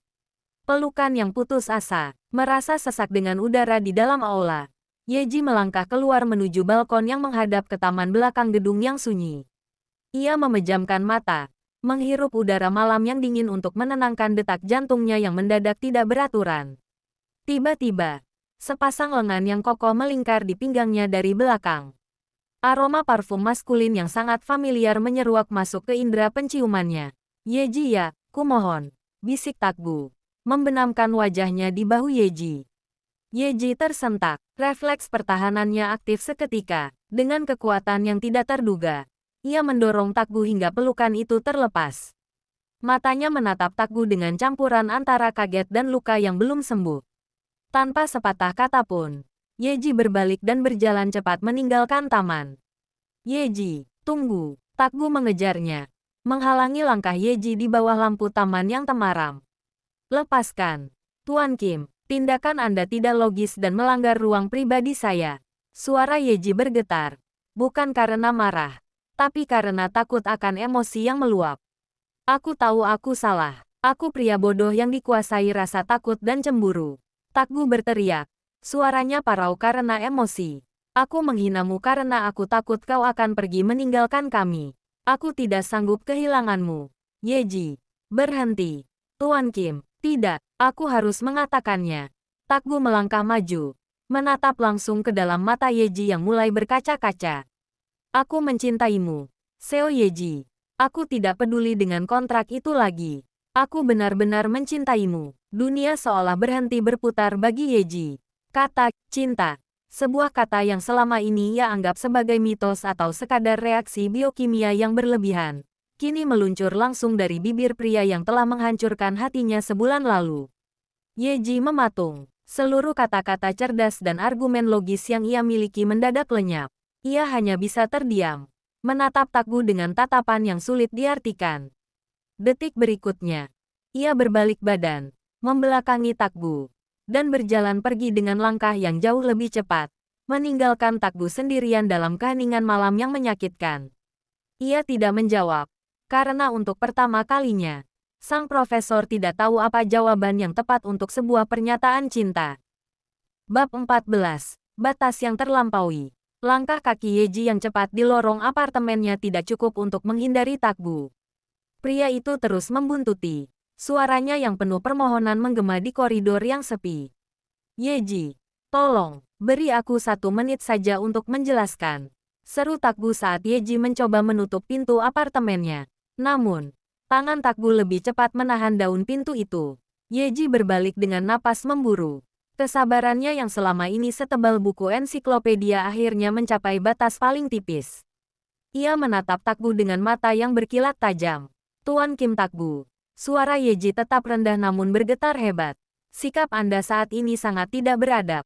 Anda melanggar batas privasi.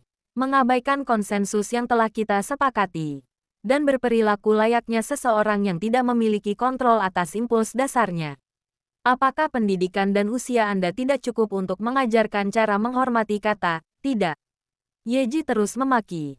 Namun tetap dengan pilihan kata yang sopan dan terukur. Sebuah ciri khas intelektualitasnya yang kini menjadi senjata tajam.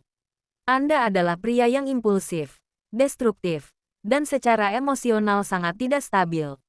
Kehadiran Anda dalam hidup saya hanyalah sebuah anomali yang membawa kerugian sistematis. Saya meminta Anda untuk segera mengenyahkan diri dari hadapan saya sebelum kalimat Yeji terputus. Takgu, yang sudah kehilangan akal sehatnya karena rasa bersalah, rindu, dan frustrasi yang bercampur aduk, tiba-tiba maju. Ia menarik kepala Yeji dengan kedua tangannya dan membungkam makian itu dengan sebuah ciuman yang dalam dan penuh keputusasaan. Yeji terbelalak, dunianya seolah meledak. Ia berusaha meronta. Tangannya memukul-mukul dada Takgu, mencoba melepaskan diri dari kontak fisik yang sangat ia benci itu. Namun, Takgu yang sedang lepas kendali justru menangkis tangan Yeji dan semakin mempererat dekapannya. Seolah sedang menyalurkan semua rasa sakitnya lewat ciuman itu.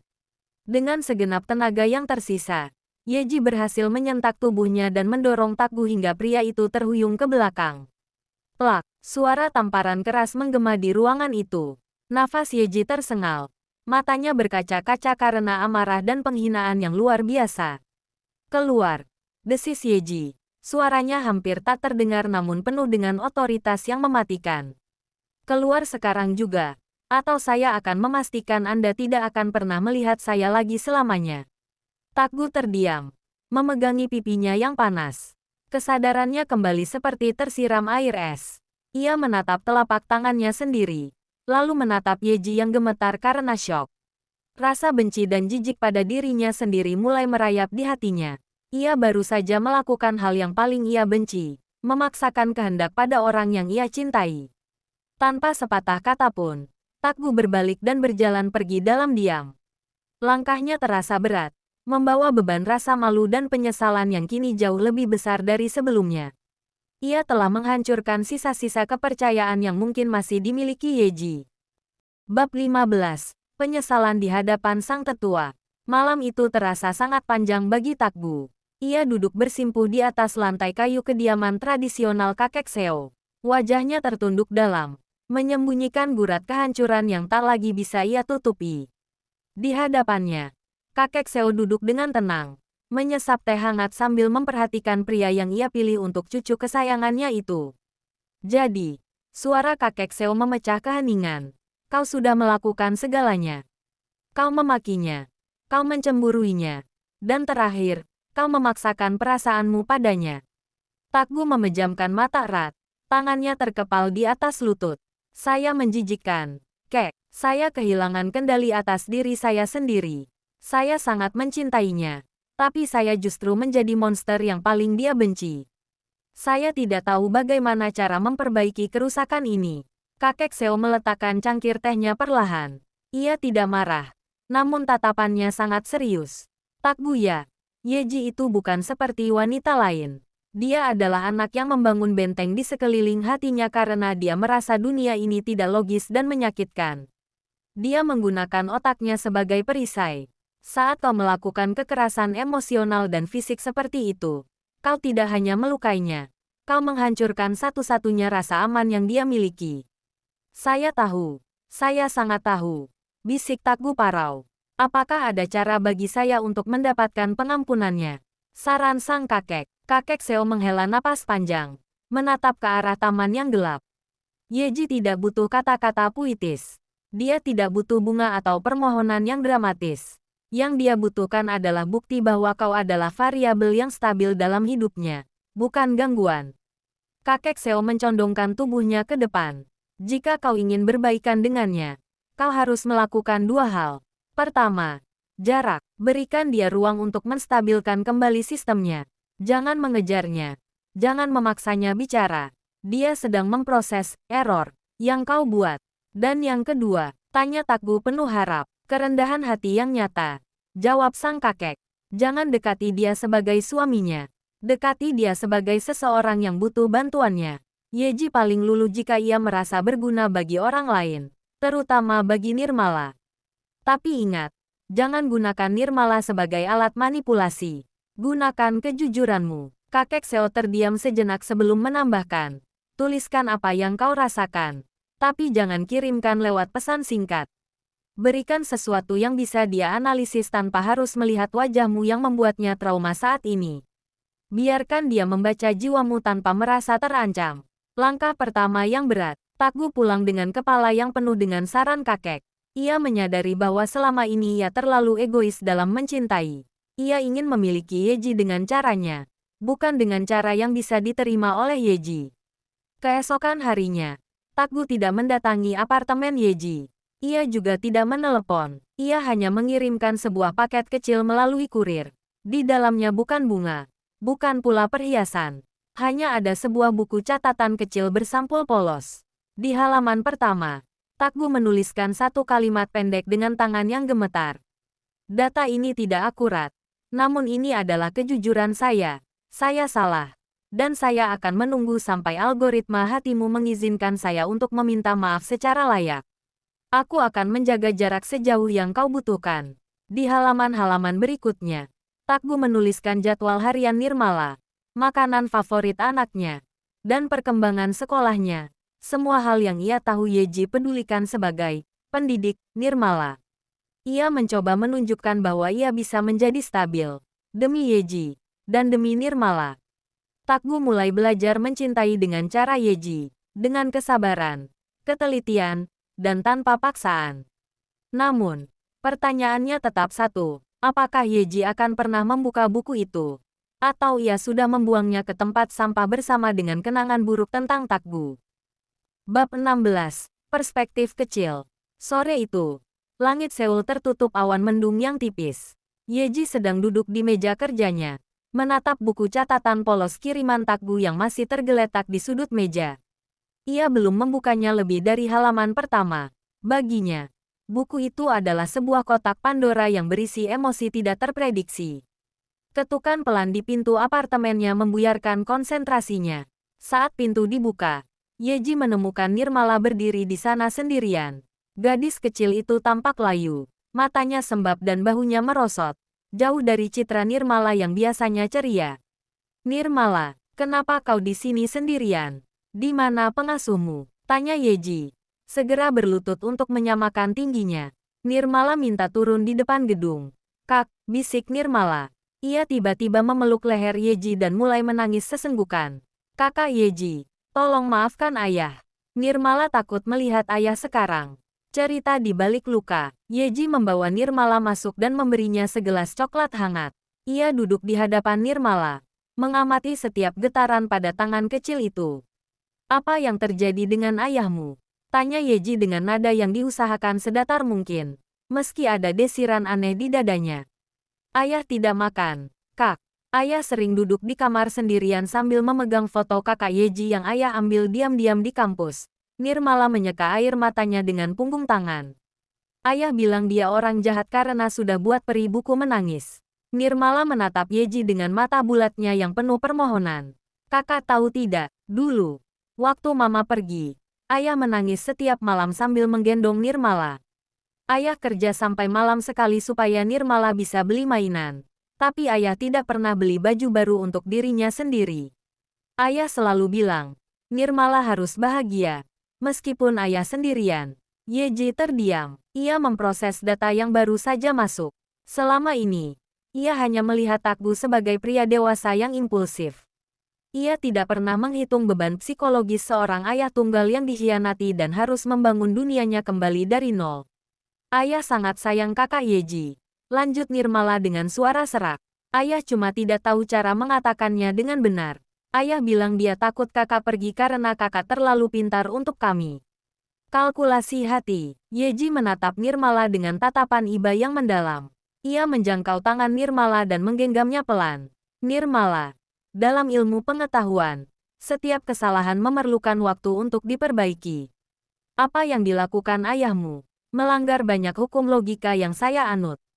Tapi kakak bisa memperbaikinya, kan? Kakak kan profesor. Jawab Nirmala polos. Yeji tertegun. Kata-kata Nirmala menghantam sisi paling murni dalam dirinya. Ia mampu memperbaiki sistem keamanan nasional yang rumit. Namun ia merasa sangat tidak berdaya menghadapi kekacauan di hatinya sendiri. Saya masih berusaha mencernanya. Nirmala, ucap Yeji pelan. Otak saya sedang memproses semua kejadian ini. Berikan saya waktu untuk menyusun kembali variabel-variabelnya. Malam itu, setelah Nirmala dijemput oleh pengasuhnya yang panik, Yeji kembali duduk di depan buku catatan pemberian Takbu. Ia perlahan membuka halaman demi halaman. Ia melihat tulisan tangan Takbu yang menceritakan detail-detail kecil tentang Nirmala yang bahkan Yeji sendiri tidak sadari. Ada kejujuran yang mentah di sana. Ada penderitaan seorang pria yang mencoba menjadi sempurna namun gagal total. Yeji menghela napas panjang, menatap langit malam dari jendela apartemennya. Untuk pertama kalinya, ia menyadari bahwa memaafkan bukanlah tentang melupakan kesalahan, melainkan tentang menerima bahwa manusia adalah makhluk yang penuh dengan kesalahan. Bab 17. Sinkronisasi yang tak terduga. Suasana di kantor pusat Kim Corp mencekam. Seluruh monitor di departemen IT menunjukkan layar merah dengan peringatan enkripsi berbahaya. Seorang peretas tingkat tinggi telah menjebol gerbang keamanan mereka, menyandera data transaksi penting yang bisa menghancurkan perusahaan dalam hitungan jam. Takbu berdiri di tengah ruang kontrol dengan rahang mengeras. Ia sudah menghubungi satu-satunya orang yang bisa ia percayai dalam situasi ini, Profesor Han, guru besar IT paling senior di Korea. Jangan khawatir, Takbu ya, ucap Profesor Han saat melangkah masuk ke ruangan yang riuh itu. Saya tidak datang sendiri, saya membawa aset terbaik yang pernah dihasilkan universitas ini. Tampaknya, saya pun akan kesulitan. Pintu otomatis terbuka, Takbu menoleh, dan jantungnya seolah berhenti berdetak. Di sana, berdiri Seo Yeji.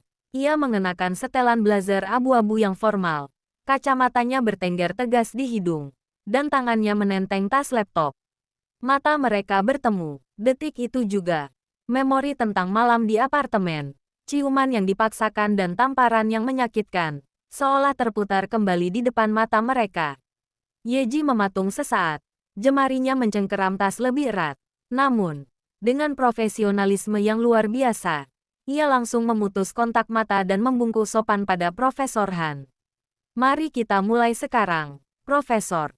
Setiap detik adalah kerugian data sebesar 1,2 terabyte, ucap Yeji. Suaranya dingin dan stabil, seolah tidak pernah terjadi apapun di antara dia dan pria yang berdiri hanya beberapa meter darinya. Kehebatan sang profesor, Takbu hanya bisa terdiam, mematung di sudut ruangan. Ia melihat Yeji mengambil alih meja utama. Jari jemarinya menari di atas keyboard dengan kecepatan yang tidak masuk akal. Barisan kode hijau mulai mengalir di layar raksasa, melawan serangan peretas. Lihat itu, Takbu, bisik Profesor Han dengan nada bangga. Yeji adalah satu dari sedikit orang di dunia yang bisa membaca pola enkripsi secara real-time. Dia bukan sekadar pintar, dia adalah sebuah keajaiban di bidang ini. Para staf IT senior Takbu yang tadinya skeptis melihat seorang wanita muda masuk ke ruang kendali, kini berdiri melingkar dengan mulut ternganga. Luar biasa, dia melakukan rerouting server hanya dalam waktu 3 menit. Bisik salah satu kepala divisi IT dengan nada kagum. Bahkan tim kita butuh waktu 3 hari untuk memikirkan logika itu. Yeji tidak memedulikan pujian itu. Fokusnya total. Keringat tipis muncul di pelipisnya. Namun ia bahkan tidak berkedip. Takgu terus memperhatikan setiap gerak-gerik Yeji. Rasa kagum, rindu, dan rasa bersalah bercampur menjadi satu. Menciptakan sesak yang tak tertahankan di dadanya. Di bawah langit logika, dia benar-benar permata. Bukan. Profesor Han menepuk bahu Takgu. Tidak menyadari ketegangan di antara mereka. Sayangnya dia sangat tertutup. Kabarnya dia sudah menikah. Tapi entah pria beruntung mana yang bisa mendapatkan wanita sehebat ini. Pria itu pasti harus memiliki kesabaran setingkat dewa untuk mengimbangi kecerdasannya. Takgu hanya bisa tersenyum pahit. Matanya tidak lepas dari punggung Yeji. Akulah pria beruntung itu, Profesor. Dan aku adalah pria yang hampir menghancurkan hatinya karena kebodohanku. Batin Takgu pedih. Setelah 2 jam perjuangan yang intens, layar merah itu berubah menjadi hijau. Sistem pulih, data terenkripsi kembali 100%. Ucap Yeji tenang. Ia menutup laptopnya dan berdiri. Ruangan itu seketika meledak oleh sorak-sorai dan tepuk tangan para bawahan Takgu. Beberapa dari mereka menatap Yeji dengan pandangan memuja, seolah ia adalah pahlawan yang baru saja turun dari langit. Yeji hanya membungkuk singkat, lalu beralih pada Profesor Han. Pekerjaan saya selesai, Profesor. Saya harus kembali ke kampus. Sebelum ia sempat melangkah pergi, Takgu akhirnya bersuara. Suaranya berat dan penuh emosi yang tertahan. Profesor Seo, terima kasih. Anda baru saja menyelamatkan perusahaan ini. Yeji berhenti. Ia berbalik perlahan dan menatap Takgu. Tidak ada amarah di matanya. Hanya ada kekosongan yang dalam. Saya melakukannya atas permintaan Profesor Han dan sebagai kewajiban profesional, Tuan Kim. Tidak lebih. Kata-kata itu seperti pisau yang mengiris hati Takgu. Yeji menunjukkan bahwa meski ia bisa memperbaiki sistem keamanan tercanggih di dunia, hubungan mereka adalah satu-satunya sistem yang masih ia biarkan dalam keadaan hancur. Bab 18. Makan siang dalam keheningan. Yeji melangkah cepat menuju lift. Ingin segera keluar dari gedung Kim Corp. Ruang kontrol yang penuh dengan sorak-sorai tadi terasa terlalu menyesakkan baginya. Namun, tepat saat pintu lift hampir tertutup, sebuah tangan menahannya. Takgu masuk ke dalam lift yang sempit itu. Napasnya sedikit memburu. Yeji segera membuang muka, menatap angka lantai yang bergerak turun di layar digital. Yeji ya, tolong, sebentar saja, ucap Takgu pelan. Pekerjaan saya sudah selesai, Tuan Kim. Tidak ada lagi yang perlu didiskusikan, jawab Yeji dingin, meskipun jantungnya berdegup lebih kencang dari biasanya. Bukan soal pekerjaan. Aku hanya ingin bicara. 4 mata. Takgu merendahkan suaranya. Terdengar sangat tulus dan sopan. Jauh dari sosok pria yang meledak-ledak sebulan lalu. Aku tidak akan memaksamu. Aku hanya ingin mengajakmu makan siang. Hanya sebentar. Kau sudah bekerja sangat keras untuk menyelamatkan perusahaanku. Setidaknya biarkan aku memastikan kau mendapatkan asupan nutrisi yang layak. Yeji terdiam. Secara logis, tubuhnya memang membutuhkan asupan setelah 2 jam kerja otak yang intensif. Ia melirik Takgu lewat sudut matanya. Pria itu menatapnya dengan pandangan memohon, namun tetap menjaga jarak yang sopan, persis seperti saran kakeknya. 30 menit, ucap Yeji akhirnya. Tidak lebih. Perjamuan tanpa kata. Takgu membawa Yeji ke sebuah restoran tenang di dekat kantor. Ia sengaja memilih meja di sudut yang paling privat agar Yeji merasa nyaman. Takgu memesan menu sehat dengan kadar glikemik rendah. Tahu betul bahwa Yeji sangat memperhatikan detail makanan. Pelayan datang membawa hidangan, lalu pergi. Keheningan segera menyelimuti meja mereka. Suasana itu sangat canggung. Yeji makan dengan sangat rapi dan presisi. Setiap suapannya terukur. Ia tidak memulai pembicaraan. Matanya hanya terfokus pada piringnya. Sementara itu, Takgu lebih banyak memperhatikan Yeji daripada makanannya. Ia merasa sangat merindukan sosok di hadapannya ini. Namun ia takut jika ia bersuara, ia akan merusak ketenangan yang sangat tipis ini. Takgu meletakkan sumpitnya sebentar. Terima kasih sudah mau makan bersamaku, bisiknya. Yeji berhenti mengunyah sebentar, namun tetap tidak menoleh. Saya melakukannya karena tubuh saya memerlukan glukosa, Tuan Kim. Bukan karena hal lain. Takgu tersenyum tipis. Senyuman pahit yang penuh pemahaman.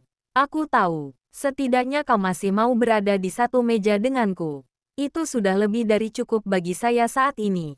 Pesan yang tersirat. Sepanjang makan siang, tidak ada lagi kata yang terucap. Hanya suara denting sendok dan sumpit yang bersentuhan dengan piring porselen. Namun, dalam diam itu, ada sesuatu yang berbeda. Takgu tidak lagi menunjukkan agresi atau dominasi. Ia menunjukkan kesabaran. Sedangkan Yeji, di balik wajah dinginnya, sebenarnya sedang berperang dengan logikanya sendiri. Ia menyadari perubahan sikap Takgu yang lebih tenang dan menghargai batasannya. Cerita Nirmala tentang perjuangan ayahnya terus terngiang di pikirannya, membuat dinding es di hatinya tidak lagi sepadat dulu. Setelah 30 menit berlalu tepat, Yeji meletakkan serbetnya. Waktu saya habis. Yeji berdiri lebih dulu. Takgu segera ikut berdiri. Biar aku antar kau kembali ke kampus. Tidak perlu. Saya sudah memesan taksi lewat aplikasi. Jawab Yeji sambil mulai melangkah pergi. Sebelum Yeji benar-benar menjauh, Takgu berkata lirih. Aku akan terus menunggu. Yeji ya. Sampai kau benar-benar merasa aman di dekatku lagi. Yeji tidak menjawab. Namun langkah kakinya sedikit melambat sebelum akhirnya ia menghilang di balik pintu restoran. Makan siang itu memang sunyi. Namun bagi Takgu, itu adalah sebuah kemajuan besar. Pintu yang tadinya terkunci rapat, kini setidaknya sudah tidak lagi dirantai. Bab 19. Hadiah tak terduga dan kehangatan malam. Hari ulang tahun Nirmala yang ke-6 tiba dengan suasana yang hangat. Sesuai permintaannya, tidak ada pesta mewah di hotel berbintang. Nirmala hanya ingin merayakannya di rumah bersama ayah, kakak Yeji, bibi pengasuh, tukang kebun, dan para asisten rumah tangga yang sudah dianggapnya sebagai keluarga sendiri. Kebaikan hati Nirmala membuat seluruh pekerja di rumah Takgu sangat menyayanginya. Mereka menghias ruang tengah dengan balon-balon warna-warni dan pita sederhana. Yeji datang tepat waktu, mengenakan gaun terusan berwarna krem yang sangat sopan. Di tangannya, ia membawa sebuah kotak kayu yang ukurannya cukup besar. Selamat ulang tahun, Nirmala. Ini untukmu, ucap Yeji sambil menyerahkan kado itu. Saat Nirmala membukanya, Takgu dan para pekerja lainnya tercengang. Itu bukan boneka atau mainan pasar pada umumnya. Di dalam kotak itu terdapat sebuah prototipe perangkat holografik kecil berbentuk bola yang bisa memproyeksikan rasi bintang secara akurat di langit-langit kamar, lengkap dengan narasi suara yang menjelaskan sejarah setiap bintang. Ini adalah proyektor astrofisika interaktif yang saya program khusus untukmu. Jika kau menyentuh salah satu bintang, dia akan menceritakan jarak dan komposisi gasnya. Jelas Yeji datar. Bagi orang biasa, kado itu mungkin terlalu berat untuk anak 6 tahun. Namun, mata Nirmala berbinar luar biasa. Wah, ini keren sekali. Kakak Yeji tahu Nirmala ingin jadi astronot. Ini kado terbaik yang pernah Nirmala dapatkan seumur hidup. Seru Nirmala sambil memeluk Yeji erat. Pesta berlangsung meriah. Takgu melihat Yeji sesekali tersenyum tipis saat melihat Nirmala menari bersama para pekerja rumah tangga. Ada rasa syukur yang mendalam di hati Takgu. Rumah ini akhirnya terasa seperti rumah yang sesungguhnya. Cerita di balik waktu. Malam pun larut. Setelah kelelahan bermain dan tertawa, Nirmala akhirnya tertidur pulas di kamarnya, memeluk bola proyeksi bintang dari Yeji. Para pekerja sudah kembali ke paviliun mereka masing-masing. Saat Yeji hendak mengambil tasnya untuk pamit pulang, Takgu menahan langkahnya dengan lembut. Yeji ya, tunggulah sebentar. Udara di luar sedang sangat dingin. Minumlah teh sebentar lagi. Mereka berdua akhirnya duduk di ruang tengah yang kini sunyi. Takgu mengambil sebuah album foto tua dan membukanya di hadapan Yeji. Lihat ini. Yeji, ini Nirmala saat masih berusia 1 bulan. Dia sangat kecil. Beratnya tidak sampai 3 kilogram. Takgu bercerita dengan suara yang dalam dan penuh emosi. Aku tidak pernah menyangka bisa membawanya sampai ke titik ini. Dulu, saat ibunya pergi, aku merasa duniaku runtuh. Aku harus belajar mengganti popok sambil menangis. belajar membuat susu formula sambil membaca laporan keuangan. Sekarang, dia sudah 6 tahun. Dia tumbuh menjadi anak yang baik berkat orang-orang di sekitarnya, termasuk kau. Yeji mendengarkan dengan saksama. Ia menatap foto-foto kecil Nirmala, lalu beralih menatap Takbu. Sesekali mata mereka bertemu dalam keheningan yang lama. Yeji tidak membuang muka kali ini. Ia membiarkan tatapan Takbu meresap ke dalam ingatannya. Ia menyadari bahwa di balik pria yang pernah meledak-ledak ini, ada jiwa yang luar biasa tangguh dan penuh kasih. Titik balik. Takbu meletakkan album foto itu dan perlahan mendekat ke arah Yeji. Jarak di antara mereka kini hanya beberapa sentimeter. Takbu memandangi wajah Yeji dengan sangat dalam, menelusuri setiap garis di wajah wanita yang telah mencuri seluruh perhatiannya itu. Yeji ya, terima kasih sudah ada di sini, bisik Takbu lirih. Perlahan, Takbu memajukan wajahnya. Ia mencium Yeji, kali ini bukan dengan keputusasaan atau paksaan seperti sebelumnya, melainkan dengan kelembutan yang sangat tulus. Yeji tersentak. Matanya sempat membulat karena kaget. Logikanya berteriak untuk menghindar. Namun hatinya, yang selama sebulan ini telah melunak karena Nirmala dan perubahan sikap Takbu, memerintahkannya untuk tetap di sana. Yeji tidak menepisnya. Ia tidak mendorong Takbu. Ia membiarkan dirinya merasakan kehangatan itu. Karena tidak ada penolakan, Takbu merasa mendapatkan izin yang selama ini ia nantikan. Ia memperdalam ciumannya, menyalurkan semua rasa rindu dan cinta yang selama ini tersimpan rapat. Di bawah cahaya lampu ruang tengah yang temaram, dinding es yang dibangun Seo Yeji selama puluhan tahun akhirnya mulai mencair sepenuhnya, digantikan oleh debaran jantung yang kini ia sadari bukan lagi sekadar gangguan sistem, melainkan sebuah perasaan yang sah bernama cinta. Bab 20. Persatuan dalam keheningan malam. Suasana di ruang tengah yang tadi hangat kini berubah menjadi intens. Ciuman Takbu yang awalnya lembut perlahan berubah menjadi penuh hasrat yang sulit dibendung. Tanpa melepaskan tautan bibir mereka, Takbu membimbing Yeji menuju kamar utamanya. Yeji, yang biasanya selalu mengandalkan logika dan kendali diri, seolah membiarkan dirinya hanyut dalam arus perasaan yang baru pertama kali ia rasakan. Di dalam kamar yang remang-remang, Takbu membaringkan Yeji di atas ranjang besarnya yang empuk. Ia berada di atas Yeji, menatap mata wanita itu dengan tatapan yang dalam dan penuh damba. Jemari Takbu yang gemetar mulai menyentuh kancing gaun Yeji, membukanya satu persatu dengan perlahan. Ketika Takbu melepaskan kemejanya sendiri, Yeji mendadak mematung. Tubuhnya menegang. Matanya menatap langit-langit dengan napas yang memburu. Ada rasa canggung, kaget, dan ketakutan yang jujur terpancar dari wajah sang profesor.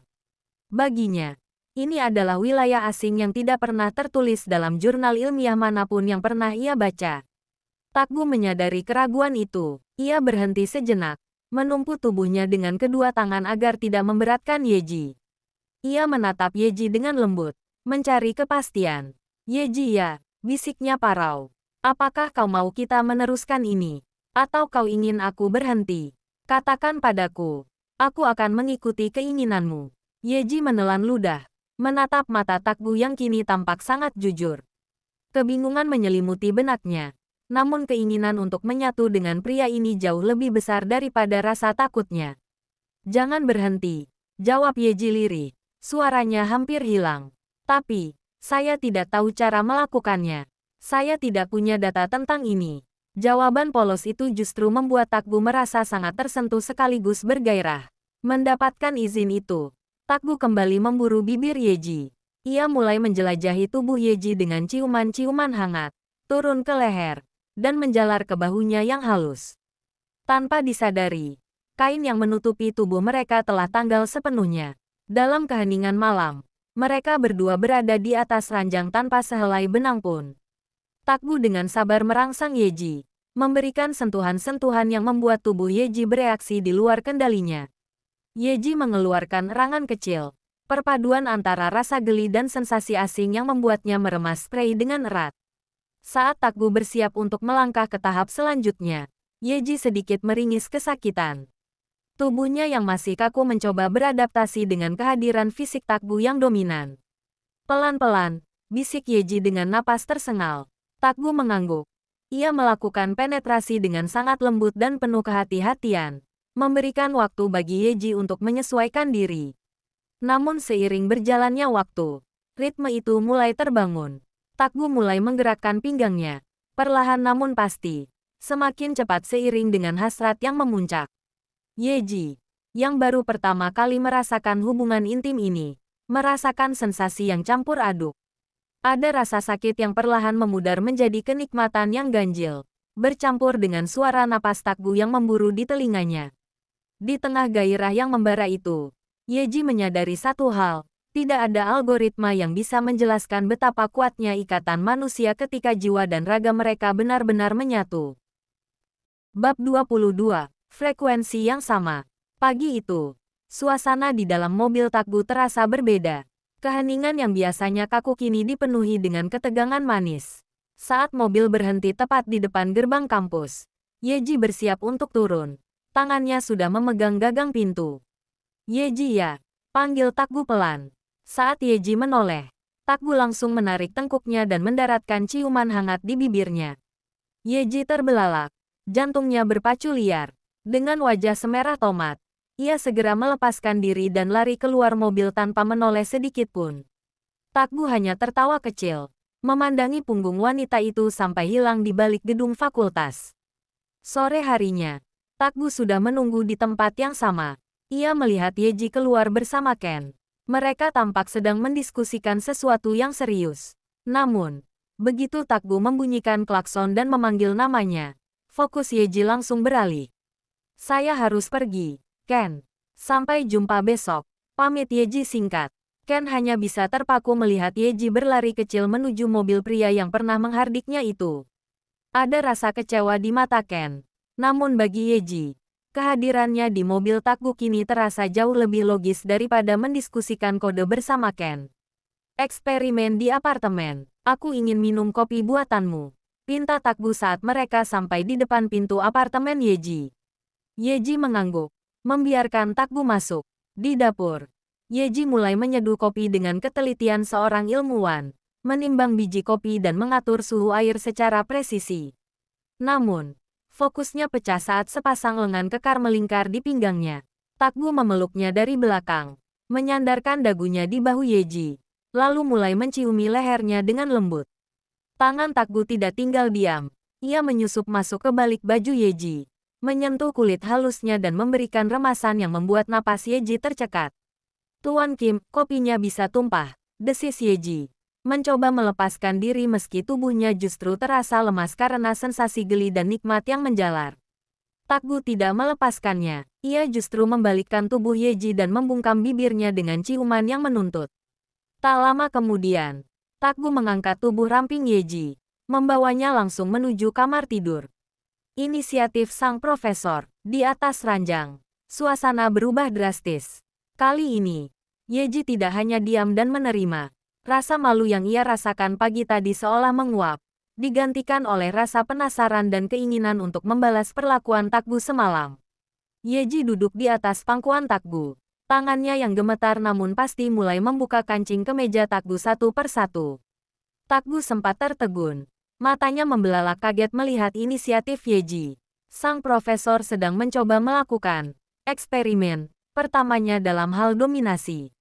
Yeji ya, kau. Yeji tidak membiarkan Takgu bicara. Ia membungkuk dan mencium Takgu dengan penuh keberanian. Dengan gerakan yang sedikit kaku namun penuh gairah, Yeji memulai penetrasi dengan posisinya yang masih berada di atas. Ia mulai menggerakkan pinggangnya naik dan turun, mencari ritme yang sesuai dengan apa yang ia rasakan. Desahan kecil mulai keluar dari bibir Yeji, suara yang membuat Takgu merasa sangat terangsang dan puas secara emosional. Melihat Yeji begitu aktif dan menikmati momen ini memberikan kepuasan tersendiri bagi Takgu. Setelah Yeji mencapai puncak klimaksnya dengan tubuh yang gemetar hebat, Takgu segera mengambil alih kendali. Ia membalikkan posisi mereka dengan cepat hingga Yeji berada di bawahnya. Takgu kembali melakukan penetrasi dengan ritme yang lebih kuat dan dalam, memacu adrenalin mereka berdua hingga ke titik tertinggi. Di kamar yang hanya diterangi lampu tidur itu, mereka akhirnya mencapai puncak bersama-sama, dalam sebuah harmoni fisik yang sempurna. Bab 23. Persamaan yang sempurna. Keputusan untuk benar-benar menyatukan dua dunia yang berbeda bukanlah hal yang mudah bagi seorang Seo Yeji. Baginya, pindah rumah berarti mengubah seluruh variabel lingkungannya yang sudah teratur. Namun, Takgu tidak menyerah. Ia memberikan ruang khusus di rumahnya yang dirancang persis seperti laboratorium pribadi Yeji. Ditambah lagi, serangan kasih sayang dari Nirmala yang tidak ada habisnya. Setiap hari menelepon hanya untuk bertanya, kapan baju-baju kakak Yeji pindah ke lemari sebelah baju ayah, akhirnya meruntuhkan pertahanan terakhir Yeji.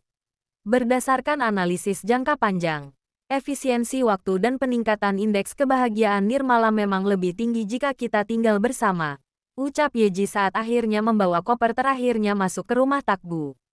Kehidupan rumah tangga mereka dimulai dengan keharmonisan yang unik. Takgu belajar memahami bahwa Yeji membutuhkan waktu hening untuk membaca. Sementara Yeji belajar bahwa pelukan tiba-tiba dari Takgu di pagi hari adalah suplemen emosional yang ia butuhkan. Anggota baru dalam tim. Beberapa bulan kemudian, sebuah kejutan manis muncul dalam bentuk garis 2 di alat tes kehamilan. Yeji menatap benda itu dengan dahi berkerut, mencoba menghitung probabilitas biologisnya. Sementara Takgu langsung mengangkat tubuhnya dan berputar di udara karena bahagia. Masa kehamilan Yeji adalah masa yang lucu. Ia mengidam hal-hal yang sangat spesifik, seperti buah yang harus dipotong dengan diameter tepat 3 cm, atau membaca jurnal medis tentang perkembangan janin setiap malam sebelum tidur. 9 bulan berlalu, dan suara tangisan bayi laki-laki yang kencang memecah kesunyian rumah sakit. Bayi itu lahir dengan sehat, mewarisi mata tajam Yeji namun memiliki senyum yang hangat seperti Takgu. Mereka menamainya Aris, sebuah nama yang berarti, terbaik, keluarga kecil yang utuh. 1 bulan setelah kelahiran Aris, suasana di ruang tengah rumah Takgu tampak sangat berbeda dari 1 tahun yang lalu. Tidak ada lagi kesepian atau aroma dingin. Nirmala duduk di sofa dengan sangat hati-hati, memangku adik laki-lakinya yang sangat tampan itu. Lihat, ayah. Aris memegang jariku. Dia pasti tahu kalau aku kakaknya yang paling hebat, seru Nirmala dengan bangga. Takgu duduk di samping mereka, merangkul bahu Yeji yang sedang memperhatikan interaksi kedua anaknya dengan tatapan lembut. Yeji tidak lagi terlihat seperti profesor yang kaku. Ada binar kedamaian di matanya yang kini jauh lebih hangat. Siapa sangka, Profesor Seo, bisik Takgu di telinga Yeji. Dari sebuah kontrak di atas kertas, kita berakhir dengan keluarga kecil selengkap ini. Yeji menyandarkan kepalanya di bahu Takgu, menghirup aroma rumah yang kini menjadi tempat favoritnya di seluruh dunia. Secara statistik, ini adalah hasil yang paling tidak terduga dalam hidup saya, Tuan Kim. Tapi secara emosional, ini adalah kesimpulan yang paling logis. Takgu mencium kening Yeji, sementara di pangkuan Nirmala, bayi Aris menggeliat kecil dalam tidurnya. Di ruangan itu, tidak ada lagi rumus yang perlu dipecahkan, karena mereka telah menemukan jawaban dari segala pertanyaan mereka, cinta yang tulus dan keluarga yang saling melengkapi. Tamat.